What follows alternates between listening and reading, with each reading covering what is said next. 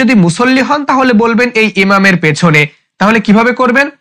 আমি কিবলামুখী হয়ে ঈদুল ফিতরের 2 রাকাত ওয়াজিব নামাজ 6 তাকবীরের সাথে এই ইমামের পেছনে দাঁড়িয়ে আদায় করার নিয়ত করলাম। এতটুকু কথা যদি মনে মনেও আসে তাহলে নিয়ত হয়ে যাবে। এত লম্বা আপনার নিয়ত মুখস্থ থাকবে না। তাহলে আমি ঈদের নামাজ আদায়ের নিয়ত করলাম, এতটুকু কথা বলবেন, নিয়ত আদায় হয়ে যাবে ইনশাআল্লাহ। এবার ইমাম সাহেব আল্লাহু আকবার তাকবীরে তাহরিমা বলে হাত বাঁধবেন। পেছনের মুসল্লিগণ ইমাম সাহেবকে অনুসরণ করে আল্লাহু আকবার তাকবীরে তাহরিমা বলে হাত বাঁধবেন। এবার সানা পড়তে হবে। সানা বাড়তি কিছু নয়, প্রতি নামাজে যে সানাটি পড়ে থাকি ওটাই পড়তে হবে। আর তা হলো সুবহানাকাল্লাহুম্মা ওয়া বিহামদিকা ওয়া তাবারাকা ইসমুকা ওয়া তাআলা জাদ্দুকা ওয়ালা ইলাহা গায়রুক। এই সানাটি পড়ে এবার অতিরিক্ত 3টি তাকবীর প্রদান করতে হবে। খুবই খেয়াল করবেন, প্রথম রাকাতে সানা পড়ার পরে সূরা ফাতিহা পড়ার আগে অতিরিক্ত 3টি তাকবীর প্রদান করতে হবে। এখানে 2 তাকবীরে হাত ছেড়ে দিতে হবে, 3 নাম্বার তাকবীরে হাতটা বেঁধে ফেলতে হবে। আমি একটু প্র্যাকটিক্যালি দেখিয়ে দিই।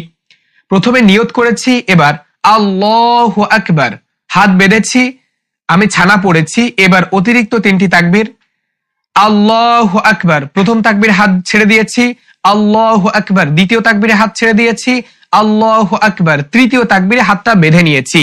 হাত বেঁধে ইমাম সাহেব সূরা ফাতিহা পড়বেন, সাথে সূরা মিলাবেন, আর পেছনের মুসল্লিগণ নীরবে শুনবেন। এবার আল্লাহু আকবার বলে ইমাম সাহেব রুকু প্রদান করবেন, পেছনের মুসল্লিগণও রুকু প্রদান করবেন। এখন আর বাড়তি কিছু করার প্রয়োজন নাই। ইমাম সাহেব সামি আল্লাহু লিমান হামিদা বলবেন, পেছনের মুসল্লিগণ সোজা হয়ে দাঁড়িয়ে রব্বানা লাকাল হামদ হামদান কাসীরান তাইয়িবান মুবারাকান ফি এগুলা পড়বেন। এবার আল্লাহু আকবার বলে সেজদা করবেন, সেজদার তাসবিহ পড়বেন। 2টা সেজদা এখানে করতে হবে। এরপর আল্লাহু আকবার বলে 2 নাম্বার রাকাতের জন্য দাঁড়াতে হবে। দাঁড়িয়ে কিছুই করতে হবে না, দাঁড়িয়ে হাতটা বেঁধে ফেলতে হবে। ইমাম সাহেব সূরা ফাতিহা পড়বেন, সাথে সূরা মিলাবেন, পেছনের মুসল্লিগণ যথারীতি নীরবে শুনবেন। এবার রুকু করতে হবে। তবে সূরা ফাতিহার সঙ্গে সূরা মিলানোর পরে রুকুতে যাওয়ার আগে অতিরিক্ত 3টি তাকবীর প্রদান করতে হবে। এখানে 3 তাকবীরে হাত ছেড়ে দিতে হবে। চতুর্থ তাকবীরে অর্থাৎ 4 নাম্বার তাকবীরে গিয়ে রুকু প্রদান করতে হবে। কিভাবে করতে হবে আমি একটু প্র্যাকটিক্যালি দেখিয়ে দিই। 2 নাম্বার রাকাতের জন্য দাঁড়িয়েছি, সূরা ফাতিহার সঙ্গে সূরা মিলানো শেষ। এবার আল্লাহু আকবার, প্রথম তাকবীরে হাত ছেড়ে দিলাম। আল্লাহু আকবার, দ্বিতীয় তাকবীরেও হাত ছেড়ে দিলাম।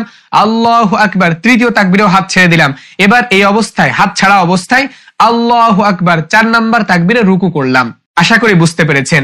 এবার যথারীতি রুকুর তাসবিহ পড়বেন, রুকু থেকে সোজা হয়ে দাঁড়াবেন। এবার 2টা সেজদা করে বসে পড়তে হবে।